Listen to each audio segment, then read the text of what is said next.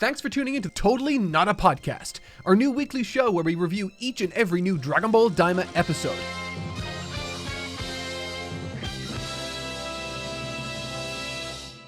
Welcome back to Totally Not a Podcast. Everyone is all over the place this week. I wasn't ready for the stream. Tyson's in a whole different location. Mark is sick. Everything is different. Happy holidays, Christmas, Hanukkah, all the other... Is anything else this year? This time of year? I don't know. Anyway, we have a fun episode to talk about this week. An episode of two halves. One of much action. One of, I guess, lore, kinda.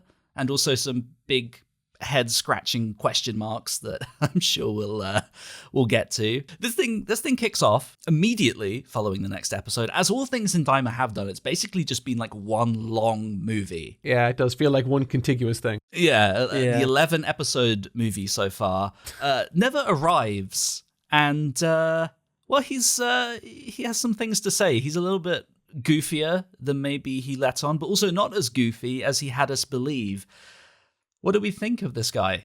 I have thoughts immediately, and I feel like, so again, I don't know, I don't spend a lot of time online, especially around this time of year, so I'm only going to assume what I think the vibe is online pertaining to this particular scene. I would imagine the big talking point will be the implications for Piccolo's character that come a little bit later into it, but I will say there was a nice little nugget that I really appreciated at the very start of this exchange between Neva and Piccolo, and that was when Neva asked him his name and he said Piccolo, he said, "That's a very strange name." And it's a very strange name because in Namekian it means another world, which would be objectively a really strange name. So I like that little bit of continuity with Dragon Ball Z that's there as well. So yeah. Yep. So if anyone figures out that a Namekian's name is Piccolo, it's like another, it's like you meeting a person, a human being that's called, I don't know, Open Door or whatever. Open Sesame. Yeah, Open Sesame, exactly. So I like that element of it. It's a very subtle, small thing, but it's something that I noticed, and it colored the entire thing in a positive light for me. So if we do have anything negative to say about this, which I don't personally, I'm cool with most things that Daima does, but I'm just kind of getting ahead of it. This should be a good thing that should be mentioned also, because I thought it was really cute. No, Nevin's my second favorite character in all of Daima. I love him so much. There you go. He's such a classic Toriyama character. Yeah, last week you were like, oh yeah, before Hybis, Neva was my favorite character. And I think both me and Mark were a bit like, huh? Yeah. But I'm not going to lie, you saw the light early. He is great fun. And how could he be more fun than... I mean, he reveals he can sense the Dragon Balls for one thing, which I thought was cool. But not only that, he then starts singing the original... Dragon Ball OP, which I'm gonna hold my hands up, right? His singing was so dog shit that I did not even realize that's what he was until doing afterwards. until exactly. everyone, no, 100% didn't realize. Here's an interesting bit of that. I also am in the crowd that the singing was so bad that I didn't catch it, but my partner who was watching it with me caught it, which very surprised me. It felt very backwards that the person who has a job talking about Dragon Ball didn't catch that, but she did. I think it has more to do with the fact that you're kind of musically minded, and so you're kind of like you're kind of waiting for an impression the music makes. But I myself noticed, but I only noticed because it's like the English words from it and all that kind of stuff that I read the subtitles for. That's exactly it. She noticed the lyrics, not necessarily the melody, and so exactly. I did not register the melody at all. Neva, I think this made a bigger impression on me than the other scenes he's been in, which really we were quite limited with exposure to this character prior to this episode, because what was he, just in episode 1, 2? Yeah, we have very limited exposure to him, and he was essentially just kind of treated as a gag character. I mean, one of the first things we see is him. I mean, he doesn't shower, he smells, he's kind of gross, and he started a really great running joke. He did, and I think. I guess I quite liked that it kind of cuts through that immediately. Piccolo sees right through Neva from the get-go, just straight up, cut the bullshit, you're pretending to be senile. And that then leads into an interesting revelation that he knew all of this would happen. He was just kind of playing pretend. Like that extra dimension that was kind of like concretely put into play for him, because it could be left to inference after episode 1 and 2 what was going on, because he did leave some kind of telltale signs, like about like he did mention like small like there were small snippets of dialogue from episodes 1 or 2, I can't remember, where like he alluded to some sort of thing that might happen if Dende were to die or whatever, almost kind of securing his future, so to speak. But it was never like the guise was never down. It was always seen through the point of view of Goma, which he would always have the veil of senility for. But like this scene really did kind of like, you know, paint him as a character that is much more wise and has it everything together than, you know, anyone would have thought. And I think that makes him a much more interesting character to me, at least. Yeah, absolutely. And I think what he served really well to do here was that, like, he was a good mix of, I think, lore and gags. So, like, for example, he brings up Katats, which, I mean, when was the last time we heard that name uttered in the series? And then that, of course, leads straight into a gag about, Namekians must not use their power for conflict, which just, it's like, it reminded me so much of in Battle of Gods in the extended version, where Vegeta is considered a pure-hearted Saiyan, whatever it was, and everyone gives him a round of applause. He's everyone like, shut claps, up! Yeah. It just felt like that again. I do have to say, regarding that line specifically, Namex must not use their power for conflict, etc.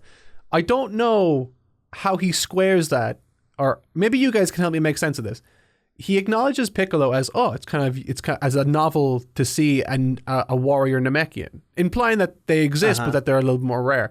What is a warrior Namekian if not something that engages with conflict? The assumption that I immediately had is that, like, warrior Namekians are there to protect other Namekians, not go out and attack someone. Like, conflict in an active sense rather than in a, like, self-defense manner. I think possibly the most maybe divisive, controversial, at least most discussed moment of this episode was absolutely to do with why Never needs to come along and join the gang, because apparently Piccolo forgot Namekian, which yeah, apparently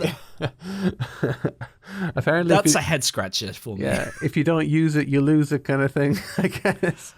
I just find that so baffling, because I feel like Daima has been really consistent with all of its like little lore points throughout the series, and then we get to this and it's like, well, hold on, don't you have Nail inside you and a god inside you who both knew Namekian? Did you just lose those memories? Like, it's not been that long, right? It is weird as well, especially when like a massive point at the start of the Namek arc was it Popo's ability to recall the Namekian that Kame had used sparingly throughout his life and whatever, like to formulate some sort of translation for Bulma.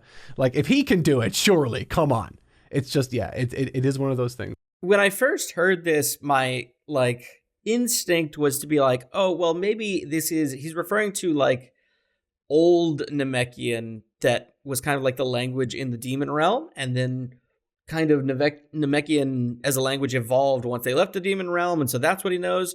But that, I mean, it doesn't really jive with the actual dialogue, where his explanation is, I've lived on Earth too long. Yeah. Which is pretty explicitly like, I knew it before, I forgot. Yeah, very much so. Especially when you think like, okay, he knew it, obviously, in the 23rd Tenkaichi Budokai, but even if we just discount the fact that, okay, maybe he forgot it, you have Kami, who remembered it for 1,000 years. You have you have Nail, who is from Namek, so it's his mother tongue. I don't know if I could go to another country and learn another language and just forget how to speak English. So it's just one of those things where it's just like, okay, I guess we have to just, okay. Yeah, it's like, it's kind of an extension. I mean, I suppose, I guess, what would you call it? Like a prequel to a gag later. Because, I mean, you think about Superhero and he's like, oh yeah, I forgot I could turn big. Like, it's sort of that again, but I don't think it quite, I don't think it quite works as well here.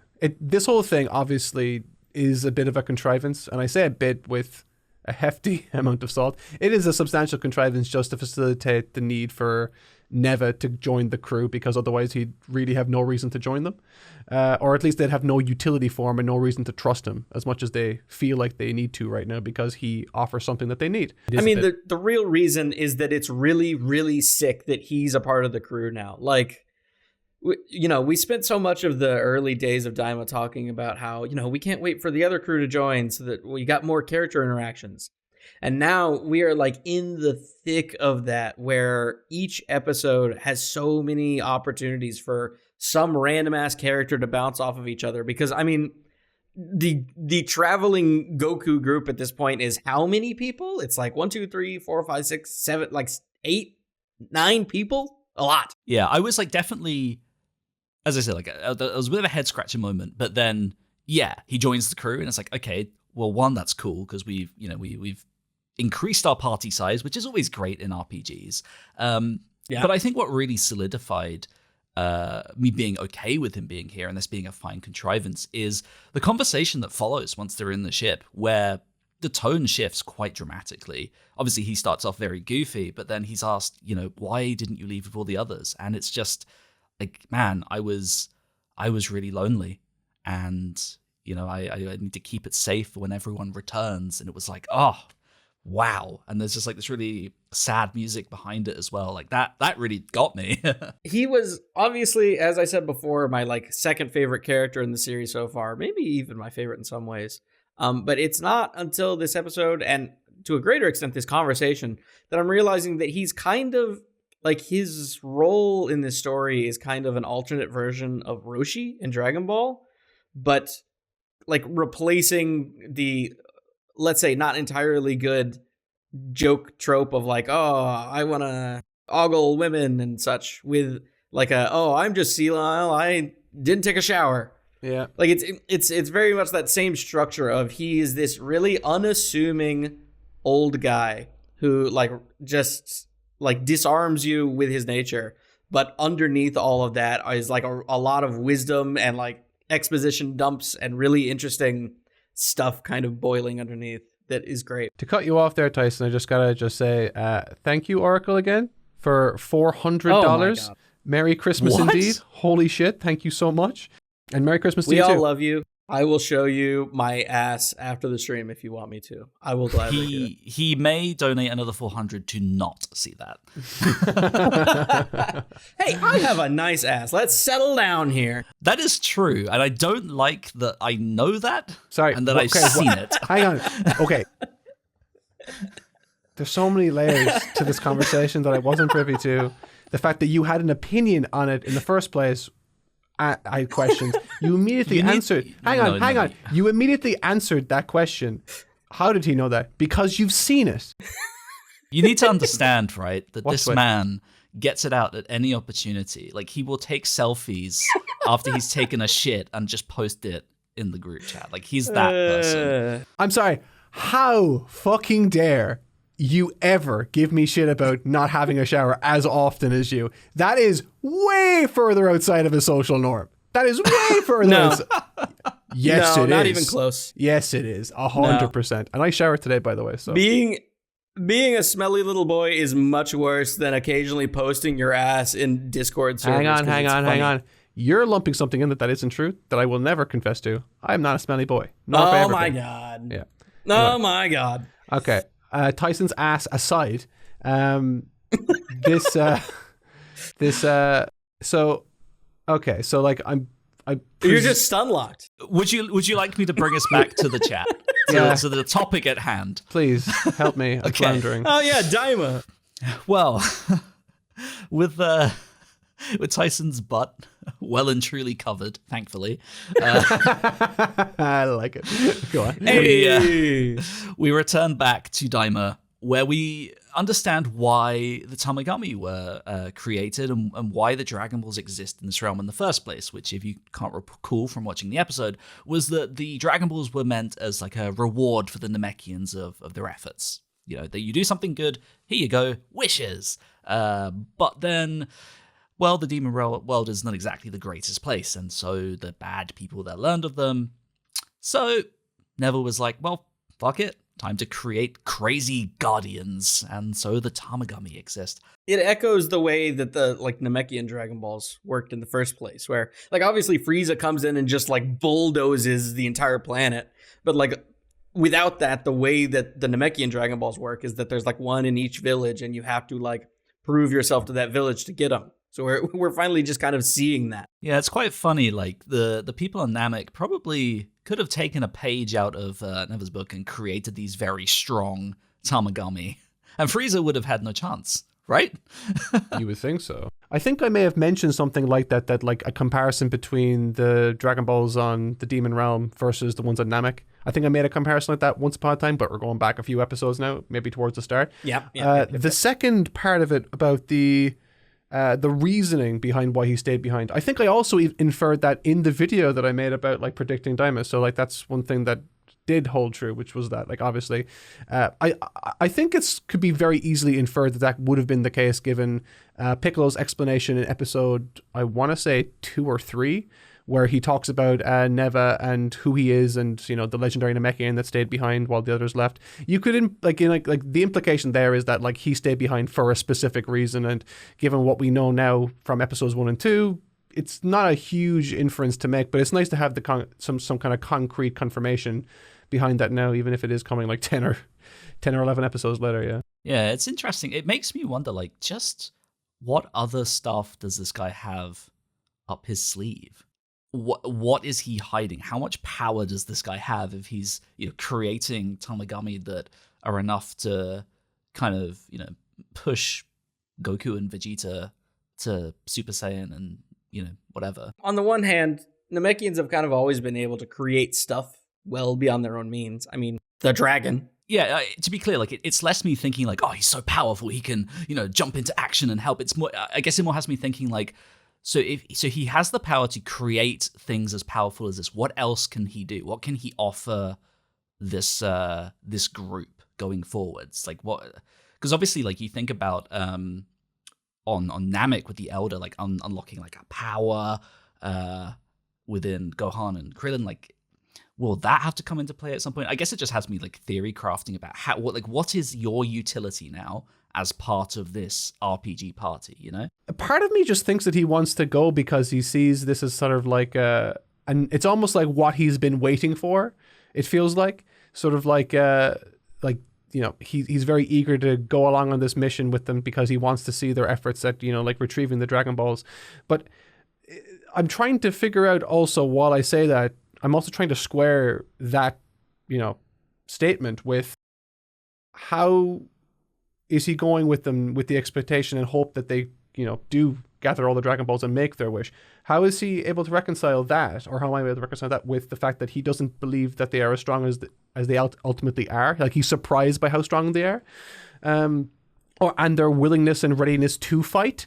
I wonder if that will play into anything later. I only ask that because there's sort of like he's quite sure of, and he has answers for every statement. Nothing is really surprising him. The first and really only thing that actually does surprise him on this in this entire episode that I saw was their eagerness to fight and their strength.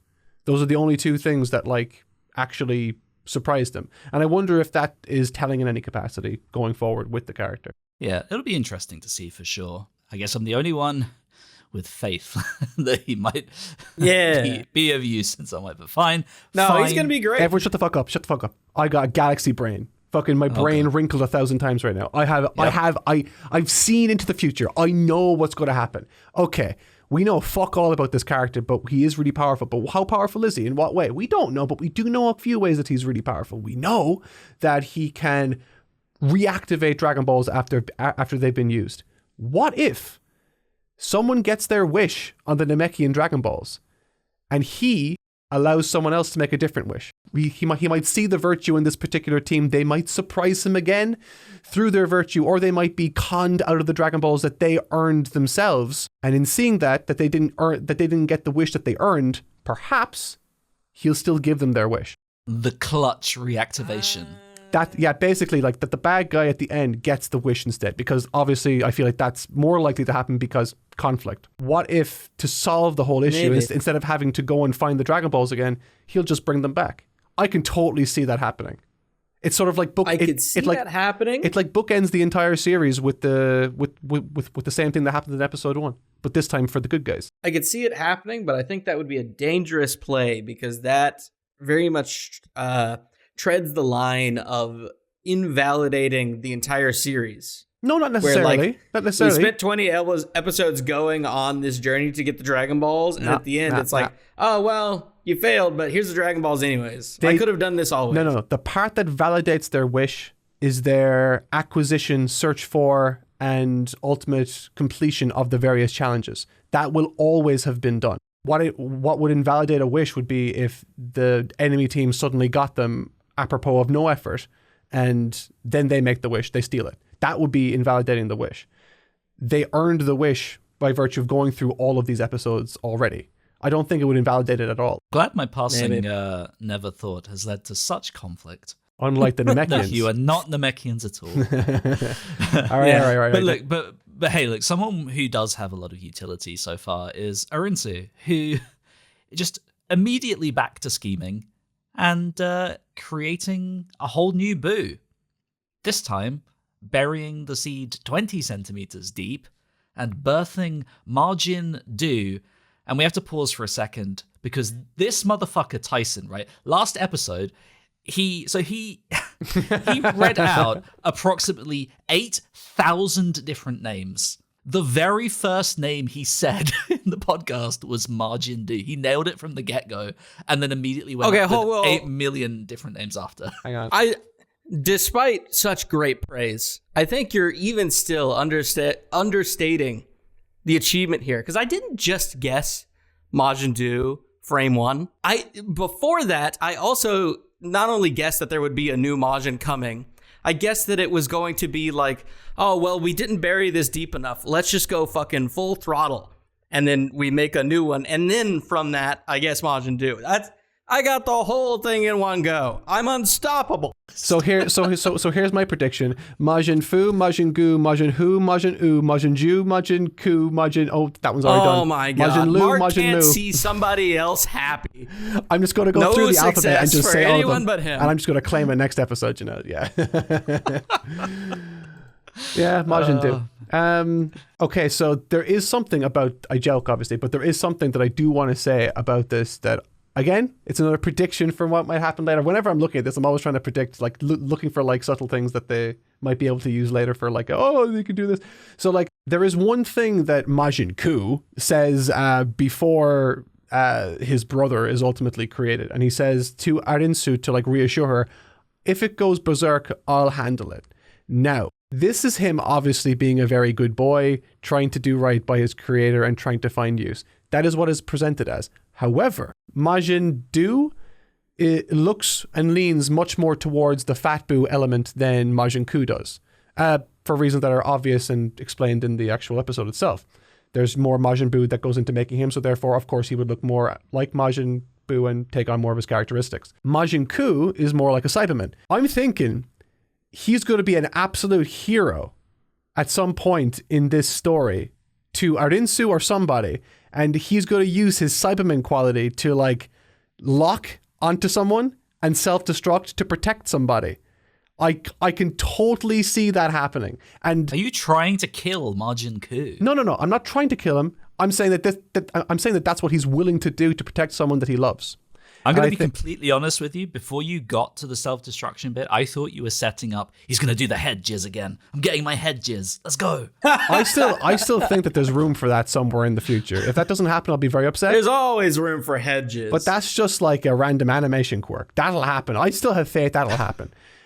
This whole the whole Cyberman self-destruct thing makes sense to me, if for no other reason than he's being built up as this kind of innocent, sort of happy-go-lucky character that you would hate to see go through something like that, but would then be, of course, very capable of doing that. You also like the fact that he's a Cyberman also overcomes the strength disparity that would exist between him and whoever he does it to, because once they're locked in, they're sort of locked in. That was the whole premise behind the whole self-destruction of what's his name, Yamcha.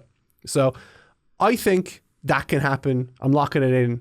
Final answer, Chris. That's what I'm doing. I think if that does happen, we will pretty solidly be able to declare that Toriyama likes having doctor characters who creates duos of strong minions, and one of them sacrifices themselves for the greater good. Because we just had that with Gamma 1 and 2, like beat for beat. Well, look, let's talk about Do then. because I mean, Ku is of course very cute, and he's like, "Oh, yeah, I've always wanted a brother." So, well, okay, you've been alive for like 3 seconds. But that's what's so funny. Yeah, it's great. But yeah, so Do is born and just immediately hits them with the Arale Cha thing, which I thought was great. Yeah, and like, yeah, I think what's been really amazing about these two Margin creations is that they've had such little screen time, and yet they've been so perfectly characterized almost immediately. We've had like almost no time with do this episode, and yet we know him already. And that's not just because we obviously have the familiarity with fat Majin Do. He still feels distinct from that, I think. Yeah, 100%. But Ku especially. I mean, we've had two episodes with him right now. I mean, I guess technically 3 if you count the cliffhanger, but he already feels like a fully formed character, and I love him. And if your prediction has somehow manifested his like death at some point, I will cry. I love him that much, and I will curse your name to the ends of time. But yeah, I just love the brotherly bond that they have already. They are so fun. It just runs off. I want chocolate. Comes straight back in. Yeah. Like there's so much fun. Raleigh runs to go get the chocolate. I will say that I don't normally we don't ever obviously the episode airs a few days prior to us actually producing this episode, so we do make a habit of never actually discussing it at all. But I did share one thought of the episode, and it's that I love how in like the span of like 2 episodes, Arinsu has gone from this like femme fatale, mysterious, potential main villain of the series to like a single mom of like 2 really boisterous boys that are stressing her out. I think that's so cool. I think that's so cute. I think it's so funny. I think it's very Toriyama. Yeah, she really does make a great single mom, not just for the mommy vibes, which are there. No, hold on. I'm going to interrupt you right there because we need to wrap back around to your obsession with Arinsu's spit. Oh yeah, you were like a couple episodes ago. You're like, oh, but they didn't make it horny. They covered the mouth. This week, straight up Hokbua straight in the. Oh my god! Did you just say Hokbua? Yeah, she like licks her lips. Yeah, I brought it back. It back. He stole it. He stole it. Okay, well. Yeah, they did redo it, and really, it was a bit more graphic this time. For shame. You had my respect, and now you've lost it. Never had my respect. Daima never had your respect? No, Daima had my respect. Neither of you ever have my respect. Just want to make that 100% clear. Oh, that's fair. Well, that's fine. Fair. That means very little. Yeah. Okay. No, I get that. Okay. I will say, just to put a stamp on this, I think they do a really good job, obviously, in characterizing both of them in their interactions with the whole chocolate stuff and the greetings and all that kind of crack. I think it does establish a very, there are so many duos that are introduced in Dragon Ball that it's hard to create a distinction between them all. But for whatever reason, Toriyama always manages to achieve that. And I just think this is another one of those moments that just is.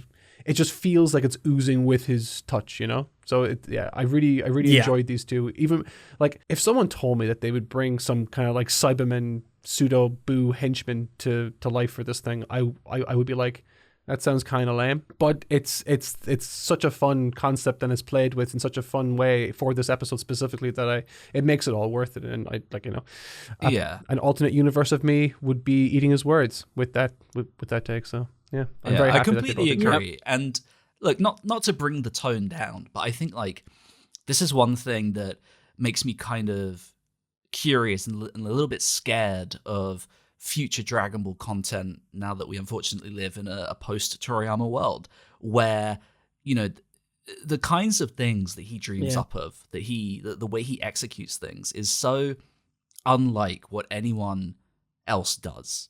We always see all of these millions of fanfics that, might be great in their own right, but they are always missing something. They're either too edgy or they don't quite understand the kind of humor that Toriyama goes for. And I think, these two and their relationship with Arinsu especially, it's so perfectly emblematic of the way that Toriyama is. And I'm going to miss that a lot, if we don't see stories that are quite like that going forwards. No, 1,000,000%. It is sad. It is sad. Thanks, AJ. That's what made me so excited for Daima in the first place, because there was a period of time around Super and then after Super where people were starting to kind of question if Toriyama still had it, so to speak.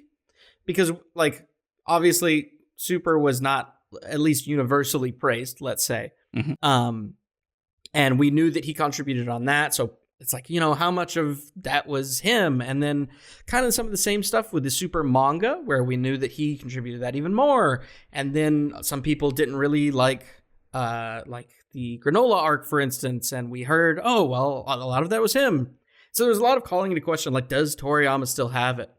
But now that he's on a project that he's actually, like, meaningfully contributing to, not the, like, Toriyama napkin notes where he rolls up to, like, Toei HQ and is like, here's 10 bullet points. Yeah, I came up with this good joke. Oh, you want a transformation? Here, let me color this hair red real quick.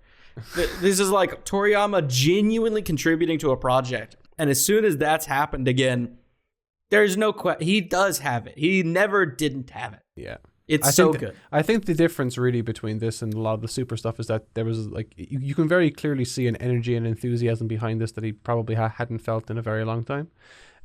It is sad that that, like, you know, he didn't get to see the fruits of his labor, that he didn't get to see people's reactions to it and all that kind of good stuff.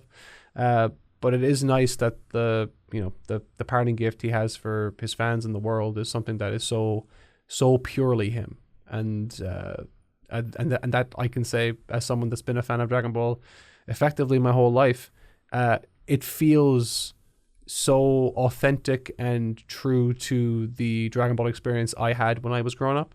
So to that end, Daima hits all the markers for me. I can at least attest to, like, just how much he was involved over the past couple of weeks. I was given access to some of the recording scripts for the episodes that have aired so far. And within those scripts, there are, like, certain things that are highlighted that say, like, oh, from Toriyama. And it's like, okay, wow. Like, you know, really, you know, had his hand in this. So that's really cool.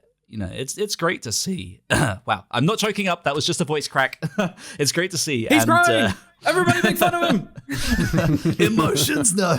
Yeah, no, it's awesome, and I've been having such a good time with it.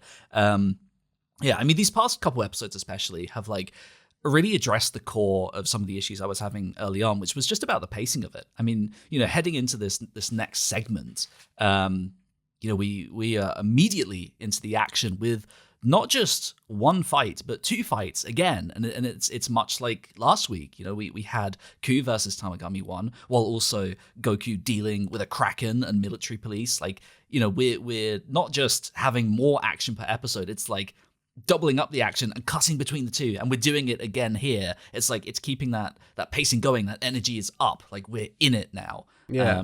And for me, like, yeah, I am, wow, yes, finally, let's go, you know?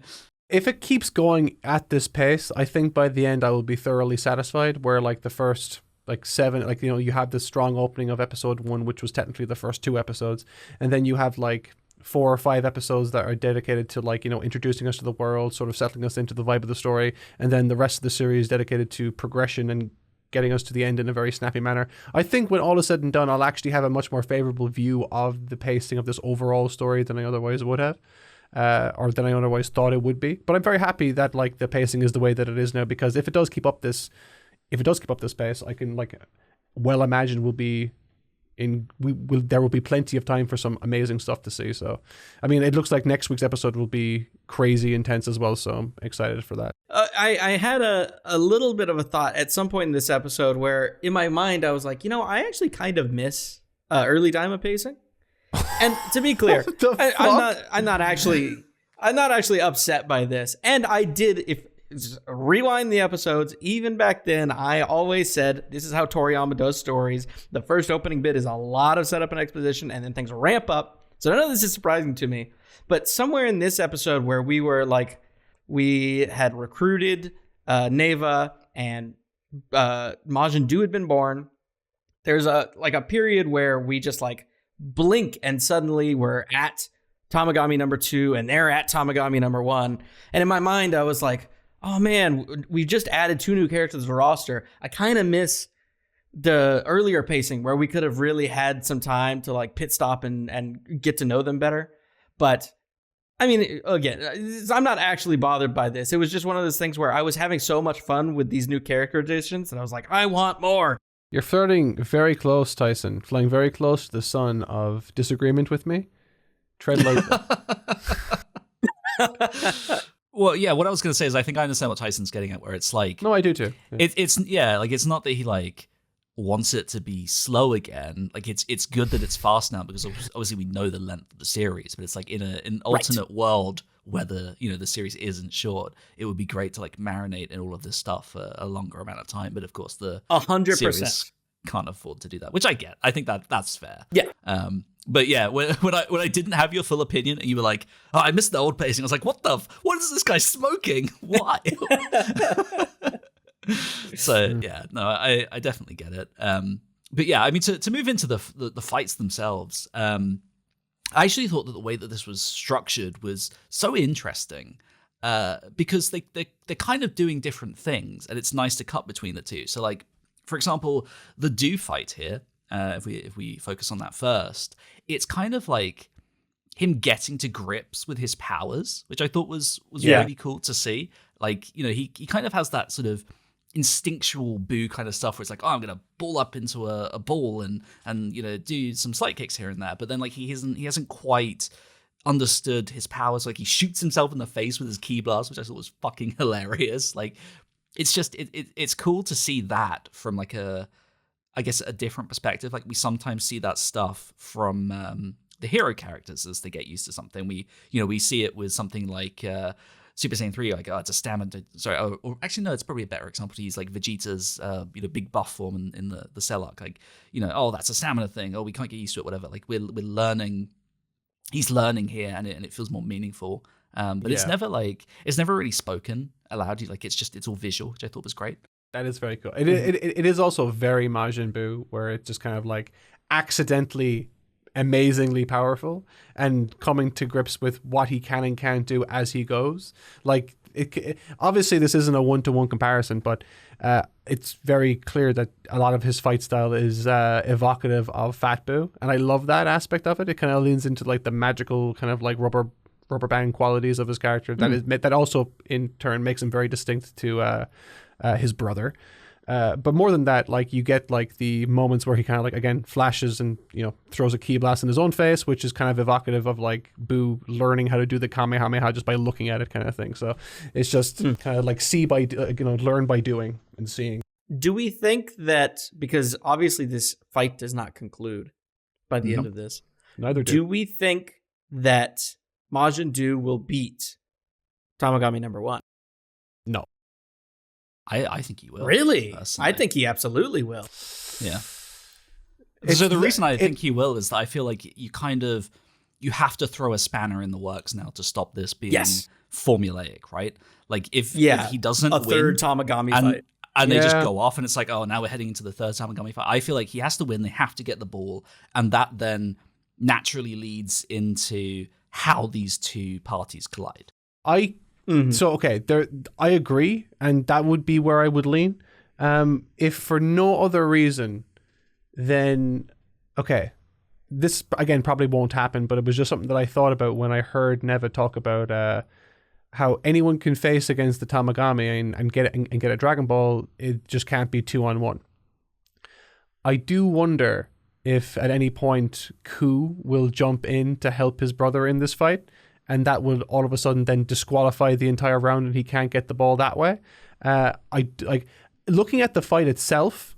It's clear that like Tamagami number 1 has more than his hands full with Do, but I do wonder if anything like that, like Neba's rule system would come to play at all. Just think about that structurally. Not only do we have to ask what point does that serve, but also then we're just right back to square one, where it needs to be, and then they go to the second Demon World and fight the Tamagami, and then they go to the third Demon World and fight that Tamagami. Like, and I also think that's why I don't think this will be a Majin Do fails and then they make a third guy or they fuse or something and then he wins, because you really don't want to do this same setup 3 times in a row, much less 4. Like I think this has to conclude here. And from there, it's now they've got the last one. Yeah, it does make the most sense for it to be like the next episode, all the Dragon Balls are in hand with different parties, and now the road to conflict between everybody will inevitably result in Team Goku encountering Team Arinsu or whatever. And then whatever role Goma and Degosu will play will be, dealer's choice, I guess. Yeah, I'm looking forward to that. And I think, like, if that's the case, what I'm most curious about then is how will this party, I guess, overcome the mind game, presuming that each one has one. Because I mean, I feel confident he will beat this Tamagami in terms of strength. Yeah. But I'm curious, like, well, what are the rules for the game after that? Does that have to be the same person? Like, will Arinsu step in there, or is Do gonna have to like show some kind of mental fortitude? Like, what's gonna happen there? Oh, true. There is there's the test of wit after. Oh, that'll be fun. Yeah, so I guess we'll see what happens there. On the other side of things, we have Vegeta jumping in, and this is not only very different to the Ku fight that's going on, it's also very different to the Do fight. It's very different to the Goku fight that happened, where like there was almost this like calm sign of respect. It didn't feel like super serious, whereas like this was pretty serious from the get-go. I mean, first of all, the Tamagami didn't take Vegeta seriously at all, told him to go home and suck on his mother's tit, which I was like, okay, well, that's some fighting talk. But like, there's no respect at all. Like, Vegeta's like, fuck it, ki blast, boom, straight into the action. And man, the way that these two fight is awesome. Just to like have proper aerial battles like this. And like, that sounds silly to say in a series like Dragon Ball, where they're flying around all the time.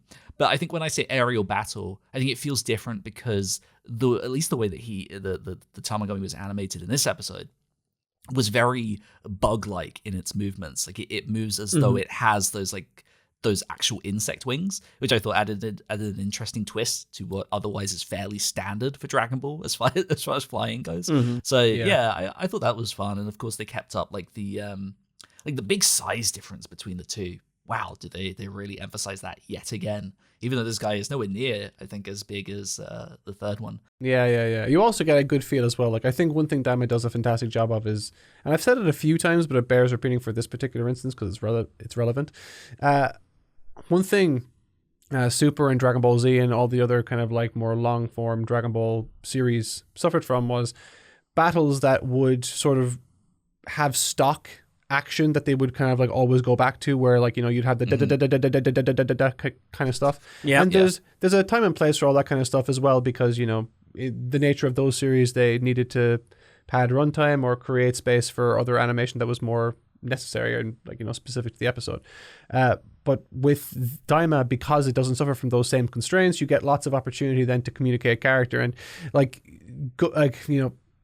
will say Vegeta's fight here feels very different to Goku's fight with his Tamagami. You get to feel Vegeta's aggression. You get to feel like, I'm pretty sure Vegeta was the one who kind of like fucking started the thing, or like, at least started with a big bang, like you said, which is very far removed from what Goku was doing, which was more, particularly early on, was just kind of like feeling out his opponent, trying to kind of get a sense for his timing, his speed, his power, whereas Vegeta's just kind of like, go big, go home, let's go all in, bang. He's like a glass cannon kind of thing, Yeah, this is super serious from the get-go. Like, I think just even the attitude of the Tamagami is different. Like, the tone of the fight feels like it's jumped up a notch, which I'm glad, because I think it also helps this feel more dangerous. Like, I think we were definitely concerned, like, are the Tamagami fights going to feel formulaic? But no, they feel distinct, which is nice. Yeah, absolutely. I am happy that there are two fights happening simultaneously, because again, that just helps the pacing. But it also is helped as well by like, the nature of these two fights as well, feeling very distinct, that even though you are flip-flopping between two different action sequences, those two action sequences are in and of themselves quite distinct to each other. You have someone who's quite unsure of himself, but fighting in a very, I want to say, soft way with Boo. He's sort of like, the squishy quality of the fight is very apparent. It plays a big role in how he even tries to get the upper hand on Tamagami #1. But Vegeta's is very, like, you have it even in the line work. It's incredibly harsh, and you get very jagged lines, very fast, snappy pacing. Everything was with purpose. You're dealing with a very skilled fighter compared to the inexperience of Majin Do. So, do you have any thoughts on the fight, Tyson? I really was hoping you wouldn't ask. Oh no.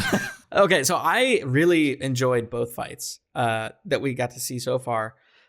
However, I will say just a tiny thought that I had, which was that I had trouble fully investing in either of these fights in this episode because both of them were very, very much presented as like opening acts. Yeah.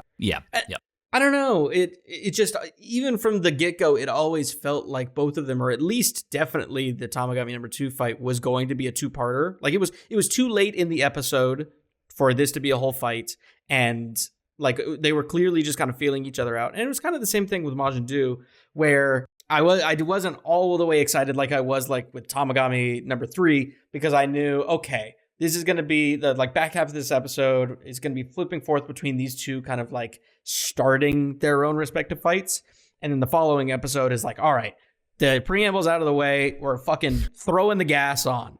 And so, yeah, I enjoyed them, but not nearly to the same extent of like Tamagami #3, because I just knew in the back of my head that level of a fight wasn't coming until next episode. See, that's interesting because, like, so for me, the reason I think I enjoyed this so much is essentially for the reason that you're saying that you weren't as invested. Like, I think for me, knowing that the fight was starting towards the end of the episode had me excited. It was like, oh, okay, so this is actually going to be, one, more significant, and two, I think the way that the fight then played out was the first time that Super had sorry, not Super, wow. Super?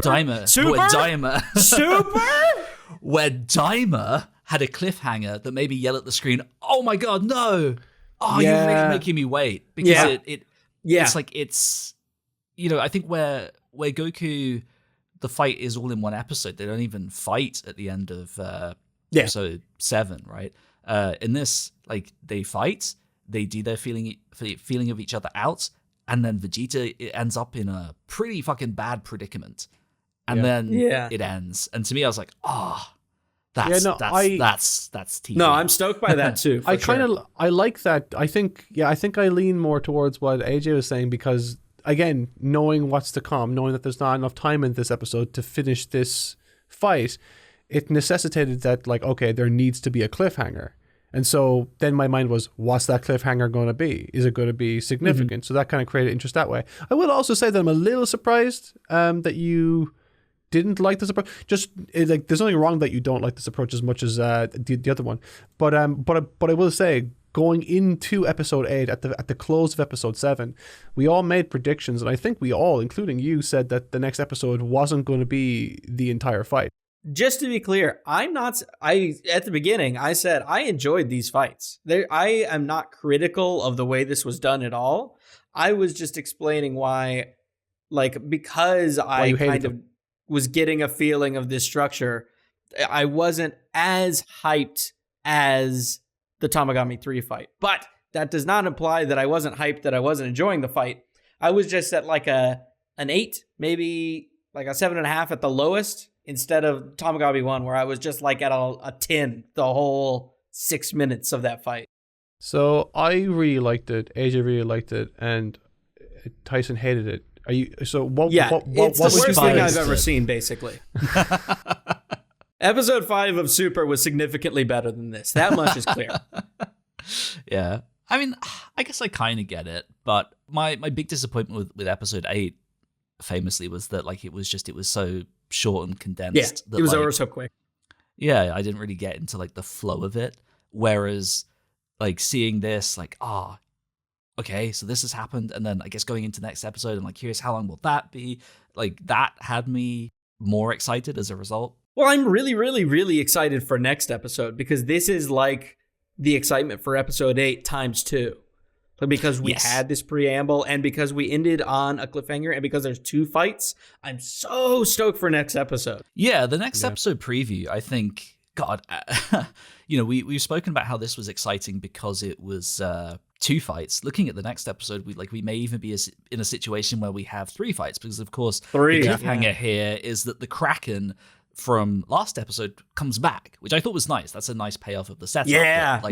They are a problem. We know he's not going all out against the Tamagami right now. That much we know. He's not even transformed yet. Fine, okay?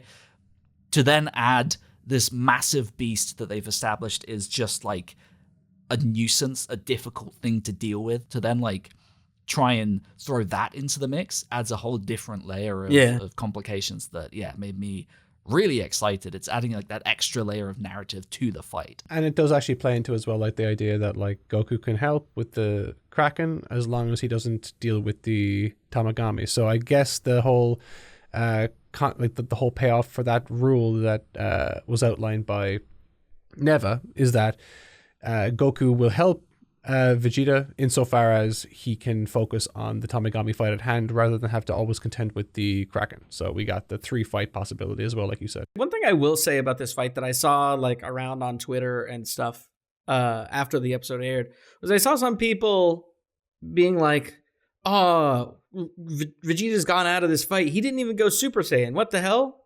But like, fight's not over. yeah. Well, not even that the fight isn't over. It got interrupted like 10 seconds in. Like even Goku's fight against Tamagami number 3, he started out in base and was like doing all the same level of like feeling out and messing around and attacking and kind of getting a baseline. And then once things ramped up, he was like, all right, fuck it. Boom. And so we're just like 10 seconds in this Vegeta fight, and then it just got interrupted by him getting gobbled up, which I guess it was the return of Water Vegeta. Water Vegeta. I guess you could kind of be upset that like Vegeta sees this giant Kraken coming and he doesn't like turn Super Saiyan and just like fly the fuck out at Mach 1,000,000, I guess. But in terms of like, why didn't Vegeta go Super Saiyan in the fight? The same reason Goku didn't go Super Saiyan immediately in the fight. He's feeling it out. Going into that next episode preview, sorry, I know we've like bounced around a little bit. Yep. I'm really interested by that one Tamagami shot where his like eyes are glowing red and he's like kneeling. I'm wondering like, is there something more to Tamagami 1 there, or is this like him kneeling in defeat? Can't quite work that out. I mean, I think we probably likely know the answer, which is because we already saw this with Tamagami number 3. Near the end of the fight with Goku, he was like superheating from effort. And there's a shot of him looking basically exactly the same. So I think it's just is there? Ooh, that's a fair point. I didn't notice that, actually, if that's true. Yeah, I feel like I have a vague memory of that, yeah. So I guess that bodes well for the theory that... For Majin Do, yeah. Yeah, Do will win. Yeah, I mean, we see Vegeta on the bottom of the ocean here. Again, bringing back the Water Vegeta meme. Interestingly, it also reminds me of, in Battle of Gods, I think the TV version, right? Episode 11, he Goku is in like his god form, and he falls into the water, and then he like has this big power up and comes zooming out. Like, to me, that's what that scene like screams to me. Like he's like down in the dumps and ready to come flying out and Super Saiyan or something.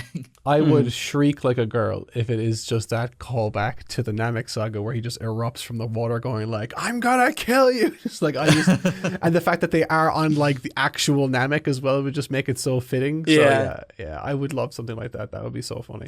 One thing that I'm really interested in you guys' take on is the name of the next episode and what the implication is there. I don't actually know the name, so you're going to get my reaction to it right now. So, True Strength. And I think I remember Herms clarifying the verbiage there that like kind of implies that it could be more like hidden potential or something like that.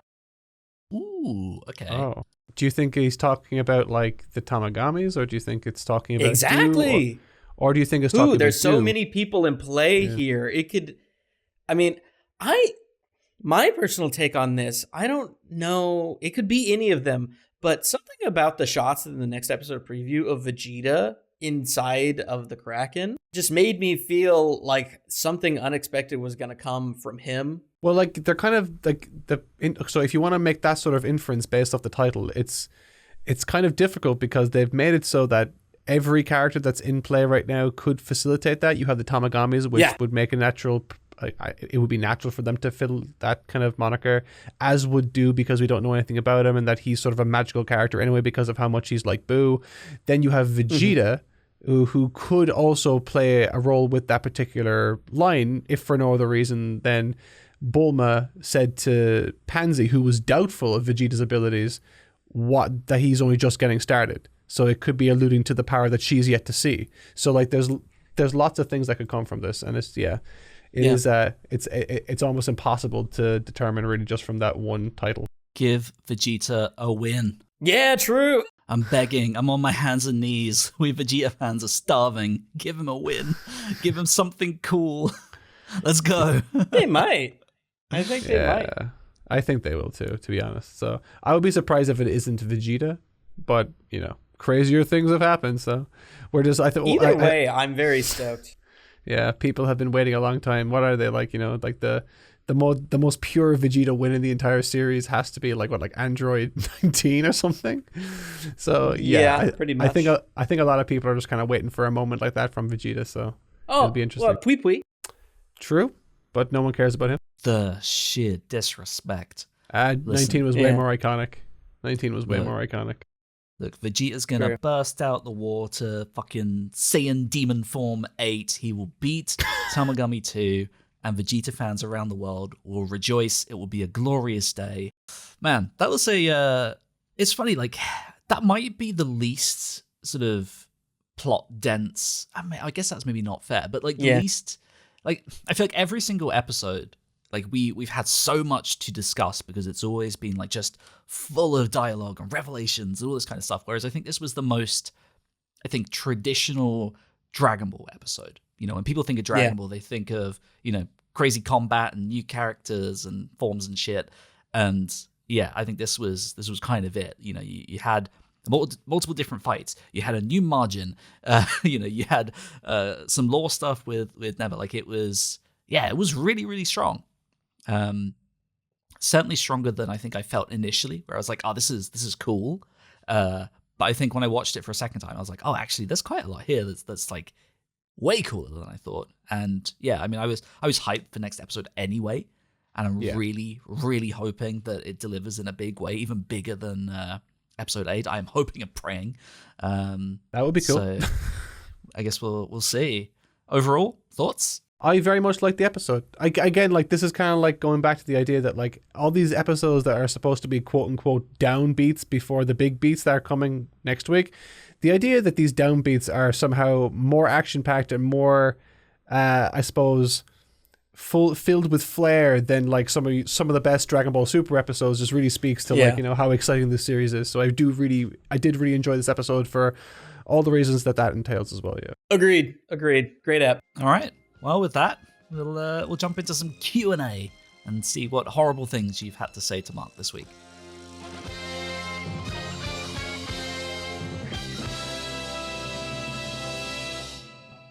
Alpha Needs a Diet submits, how did you all meet each other? Friend lore.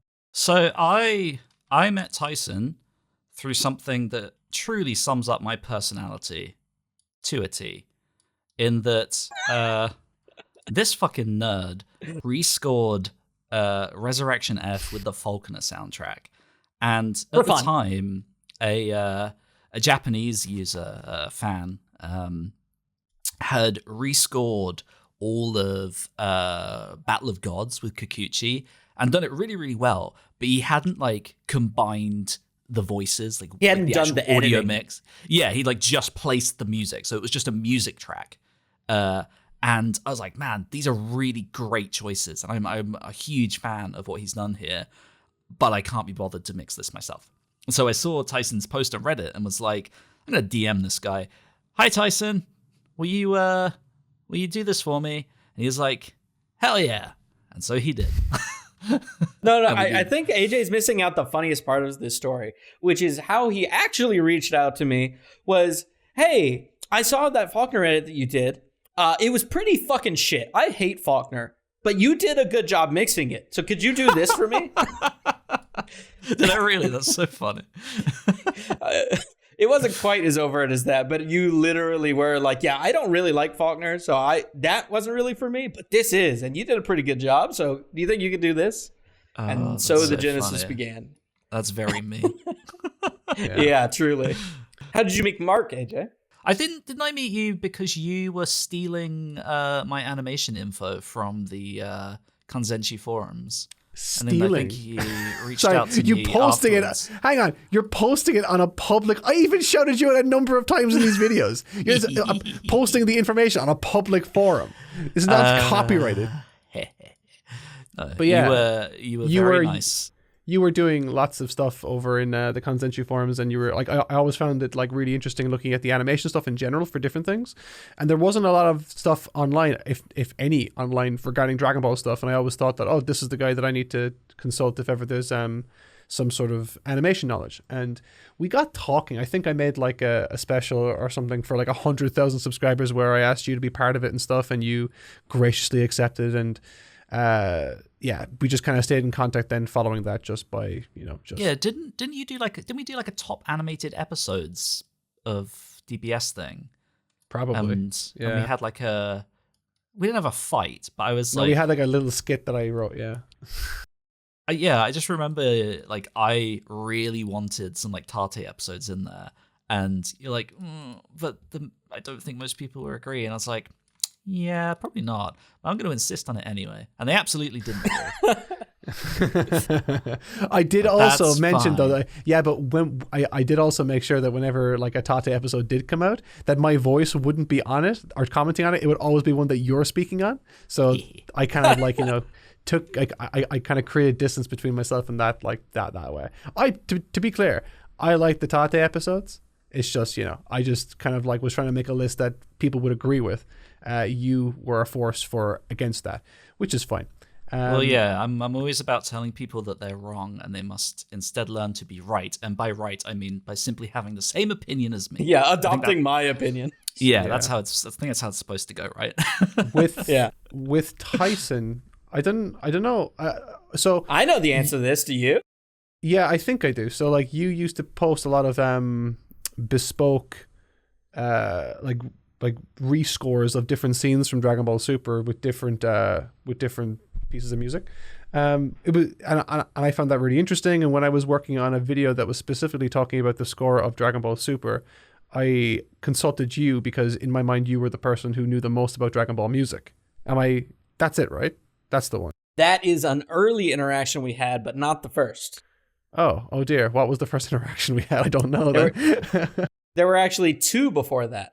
One dear. Was it awful? No, they were both good. One of them's weird though. One was AJ hosted a live stream for one of the trailers. I think maybe the first Dragon Ball Super Broly trailer, and it was AJ and me and a bunch of people, and you were one of them. And so we were all on that together and chatted in some detail. I vaguely recall that. Yes. The second one, which is much funnier, is that there was a period of time where I was trying to play Dark Souls 3 SL1, which is basically beating all of Dark Souls 3 without ever leveling up, which is insanely. Yeah. And I'm very curious how I play a role in any of this. Sorry, go ahead. Yeah, I was streaming attempts on it, and I was at the very final boss, and I was so excited about the final boss that AJ jumped in the stream via Discord, and we were chatting, and somewhere along the way, he was like, oh, Mark wants to join. Should we? And I was like, sure. So then you jumped on the call, and we probably sat there while I was trying to beat this final boss at SL1 for like 3 hours straight, talking about everything late into the night, especially late for you. I don't know. Maybe it was like early in the morning for you. I don't know. But you were on my stream and chatted with me and AJ for like 3 hours as I desperately tried to beat Soul of Cinder. I do not remember that at all. Do you not? I remember that completely. I remember that entire night. Oh, I dear. did. That was I remember. I'm sorry for like imposing myself on your stream. That feels really weird to do. No, it was good. It was good. Okay, jeez, it was a good time.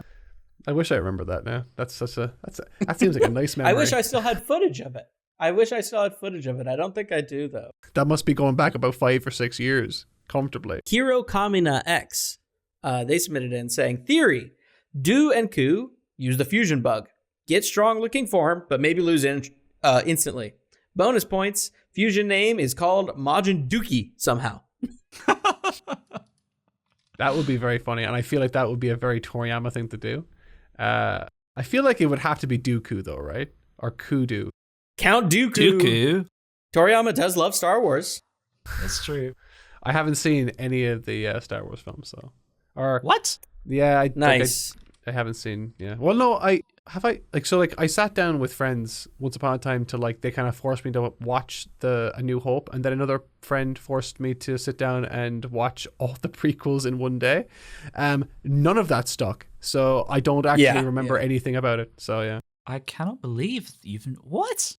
Yeah. Well, No, I'm with Mark on this one. I hadn't I- watched most of them until last year. I didn't I still haven't seen some of them, but I've seen most of them in the most technical sense. I have Your been eyeballs present. have seen most of them. Yeah, Yeah. yeah.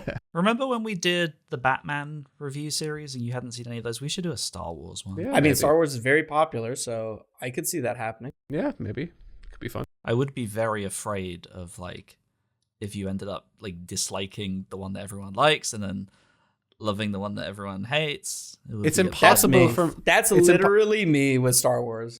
It's impossible for me not to be aware through culture what is everyone's favorite, what are the ones that people like, what are the ones that people don't like. Okay, cetera, well, hold on. Let's test that. Okay. Let's test that. Go on. What are Okay. the people's favorites and least favorites? People Broadly really like A New Hope or Episode 4, whatever it's called. Their Okay. favorite is Strikes Back, is the Star Wars Episode 5. Star Wars Episode 6 is, I'm guessing, the third best of the initial trilogy. And then people really don't like the first two prequels, and they think the third prequel is okay. That's the vibe I get from the internet. Okay. What about the sequels? Those ones I actually have. I've seen the first two. I haven't seen the third one. I've seen. Okay. Yeah. What is it? What's Yeah. the first one called again? The Force Returns or something? Force Awakens. The Yeah. Force Awakens. Yeah. I watched that. I enjoyed it. I saw the second one, which was, I forget what that one's called. The Last Jedi. The Last Jedi. I saw The Last Jedi. I remember walking out of the theater and enjoying it. But I haven't thought It is about the it or best seen it Star since. Wars film. I don't remember anything about it. Other than the weird sand, the spaceships in the sand and or was it snow? I can't remember. I remember some spaceship cutting through the sand or snow, and there was red debris kicked up in the air. I just thought it looked like a cool visual. And also the weird kind of ice foxes. They were cool. Those are the only things I remember from the movie. I haven't seen the third one. I saw the Han Solo movie. I really liked it. I saw what's the one where? What's that one? The one with the. Rogue One. I really liked Rogue One. I really enjoyed it. I remember watching the film. I got a good kick out of it. I really liked The Mandalorian. That was my favorite so thing. So sorry if there's anyone in the chat who hadn't seen Rogue One. Yeah. That's so old. It's a really old movie. Old? So? Old. Sorry, when did that fucking come Yeah, out? it's not that 2018? I firmly believe there is no expiry date on spoilers. Yeah, no. Well, then why ask Also- me to give opinions on Star Wars? Well, we asked for your opinion. We didn't ask you what are the spoilers at the end of each episode. By the way, how hot or cold was I with regards to the vibe check for the world on these films? I mean, pretty good, but Yeah. I feel like we've completely 180'd here, where the initial claim was, I've never seen any Star Wars film. And what we found out is, I've seen original Star Wars almost films. every single Star Wars film Hang ever on. created. First of all, And the I TV opened- shows. Hang on. I opened by saying that I've seen so first of all, the initial conversation was about the old Star Wars films, the ones from the 70s, the 80s, and the 90s. I have technically seen a lot of those, but don't remember anything about them. And now, if you want to talk about the modern Star Wars films, yes, I actively sought out those with friends to watch. But again, don't remember much about them. In a very rare change of pace, the entire chat seems to very much be on me and AJ's side, in that not only is that movie not old, that there are no expiry on spoilers, and it being old, even if it was, wouldn't matter. Well, Hell yeah, go chat. Yeah. so who wants to know how Indiana Jones and the Temple of Doom ends? Hey, I've never seen it. I haven't seen it, so I would rather not. How have you not seen those? Fuck. Okay, whatever. See? Case in point. See? You can never assume. Everybody has didn't blind that come out in like the spots. fucking 70s? Like, sorry. So? Okay, go on. Finish. Have Give me you next seen the question. sequel to The Shining? I haven't seen The Shining. Oh, this What? guy. That came out 50 million years ago. How have you not seen that? We should tell him how it ends. I don't mind the fact that you haven't seen it. I just wouldn't care if someone tried to spoil it for me, because if it's really that important to me, I'd watch it. Damn. Well, you caring doesn't mean that you shouldn't be empathetic of others who might care about spoilers. I'm not going to willfully do it, but if it happens by accident, I'm not going to feel bad. Mark This is guy. soulless. That's Confirmed. me. All right, let's see. What's next? We should kill him. True. Mr. Dongus says, Daima has been enjoyable. I don't want it to end. Yeah, do you know what's funny though, right? Like, Tell us a joke, AJ. I half agree, but at the same time, like, I'm so exhausted from making videos that I'm also like counting down the episodes until it ends because I'm just so tired. Oh my God. Lol, that me, Yeah, but for baby. real. Yeah. Mark's That's like, me. oh, you poor thing. You've had to do 3 months worth of videos. How will you Yeah. manage? See, this is why I joined the TNM team, because I can't be my own boss. I don't have the Yeah. drive. I can barely do it. Yeah, it Yeah. requires me and AJ mushing you periodically. Yeah. Thing is, you're Periodically. quite good though at like, you're like, I just have to get it done. And the thing is, like, that's good because you do get it done. But sometimes you're like, I get it done is some of just the like worst stuff ever, and it's hilarious because then we have to go in and like make it good. I will say, it is so much easier to edit something than it is to create something. Oh, absolutely, absolutely. So there is that. Well, now, to be fair, I did bang out a video and a half, like 40 minutes of script in a single evening earlier last week. I was in no place mentally to put up any fight or disagreement, or I actually changed. I did change a few things in it as well, mind you. So there is that. But I also was just in the mood of I just need I this had to an be. easier time writing those 40 minutes of script than I have sometimes editing 10 minutes of Mark script. Because it's sometimes it's so difficult to. AJ, I'm gonna need you to back me up here. I do sometimes be reading sentences where I'm like, huh? That's fine. That's fine. There are definitely moments where I'm just like, I just need this to not be here anymore. I just want to get to, like, it doesn't help by the fact that I don't proofread anything that I do. So yeah. We know. Yeah, Yeah. yeah, that's what we're here for.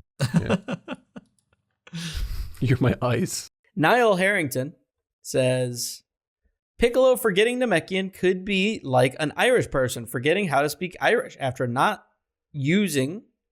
leaving school. The implication here is that I was ever very good at speaking Irish. I was not. I wish I was. But yeah, so in Irish in the Irish schooling system, it's mandatory to learn Gaeilge or Irish, and it is a difficult language. It is nothing like English. Completely different syntax.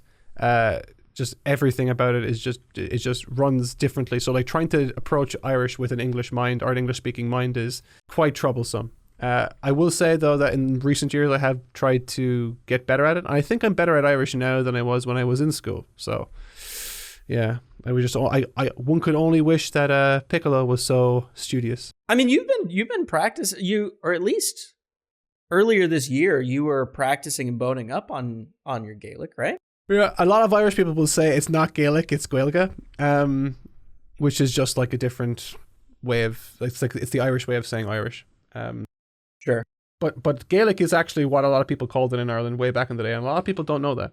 Well, there you go. Yeah, it happened when I think the actual language was changed from Gaeilge or Gaelic to Irish when Ireland became its own country, and to kind of like create this sense of nationalism, they renamed the language to Irish, and they sort of standardized it by creating a standardized language which was an amalgamation of different dialects from all over the country. So yeah. Yeah, so I will say this to Niall Harrington. Légan isca cuarmacht, de scrúd fápéir, le trúracha agus na ceisna a gawan le chuid a. What I just said was basically the beginning sequence to every listening exam tape that's played. I don't know. My furniture is floating. I'm scared. Yeah. Okay, whatever. Yeah. So, yeah. I think, Léganish is now listen, and it's basically saying, like, now listen and be ready for the questions that will be coming in this listening exam and all that kind of stuff. That's pretty much what it is, but it's the exact same, it's the exact same audio that plays at the start of every single exam. It'd be funny if Niall Harrington didn't actually wasn't still fluent. Well, I guess you're saying that you don't need to be. Every single person that goes through school has had beaten deeply into their brain. 100%. It would be like me saying "Omul Cadigum Dulgadi an Leris," which is basically what every school kid in Ireland is taught to say to ask, "Can I go to the bathroom?" Interesting. Yeah. The next one was from Oracle, who submitted in such a donus generation. And donus generation? Generous donation. Wow. I'm having a stroke. Okay, for what it's worth. So of course I'm visiting family for holiday, and I'm staying at an Airbnb. I'm like right across from a furnace, a gas furnace. So I'm going to say maybe there's a gas leak, and I just had a stroke from that. That seems like a good explanation for what just happened. I'm slightly concerned for you. So, thank you, Oracle. Merry Christmas. Thank you. Anyhow, Diego Trey Haddad submitted, do you think in the end they'll seat Neva in Goma's throne and he'll become a kind of good Demon King as the kind of inverse of the Demon King Piccolo? I don't think so. If for no other reason than Namekians specifically don't like to be ruled. So I can't imagine they would believe in ruling over other people. Maybe he would just see it as an elder. Yeah. Maybe. Yeah, because there is a like hierarchical structure on Namek.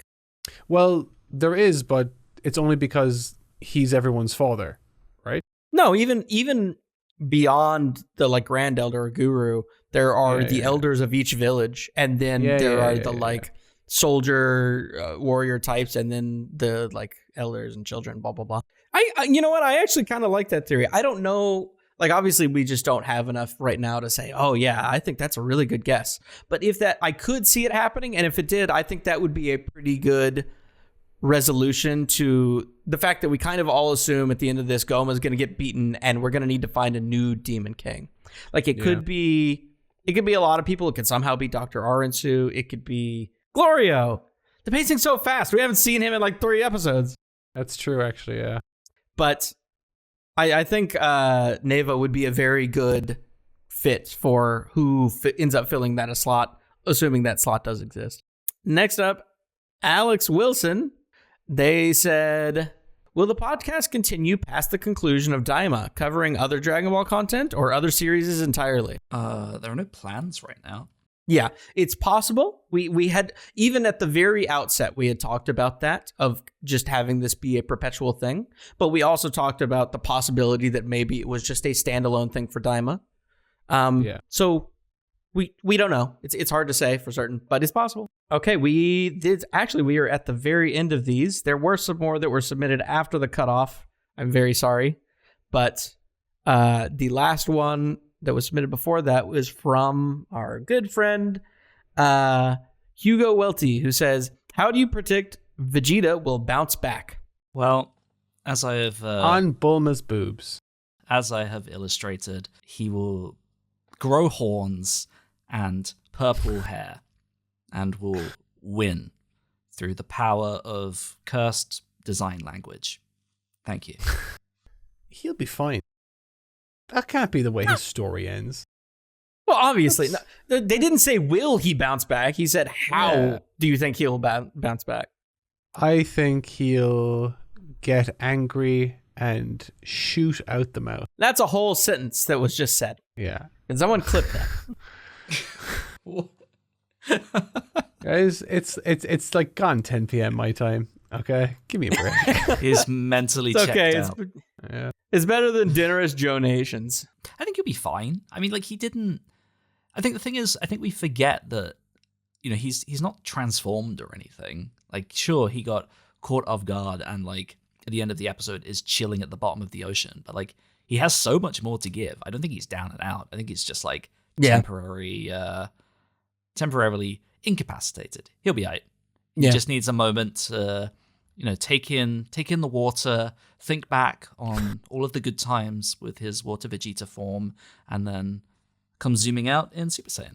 Can I ask, so you've mentioned Water Vegeta form. What is maybe I'm not attributing Mark's not a particular online scene. enough.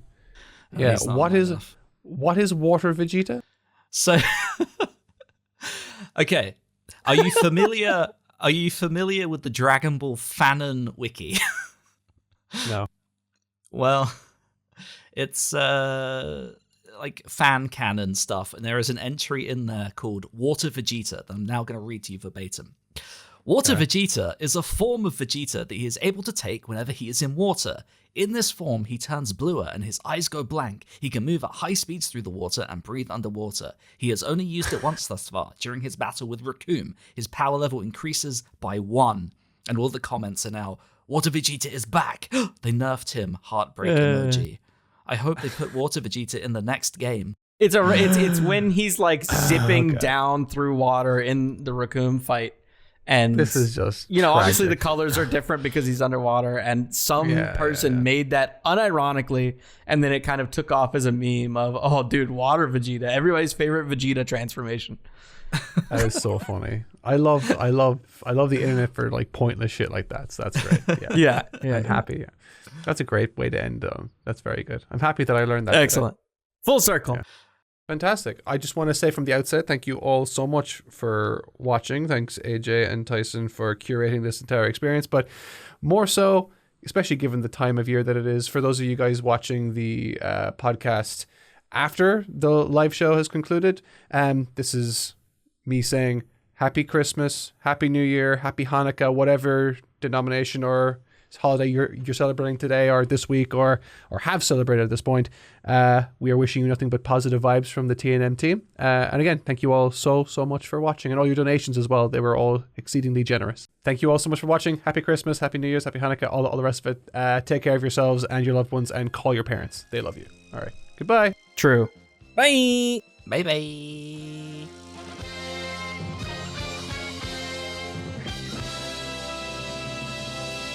If you enjoyed this and would like to tune in live, be sure to head over to Totally Not Mark's main channel, where we live stream this podcast at 8 p.m. UK time. That's 2 p.m. Central every single week until the end of timer. Thanks for listening, and we'll see you next time.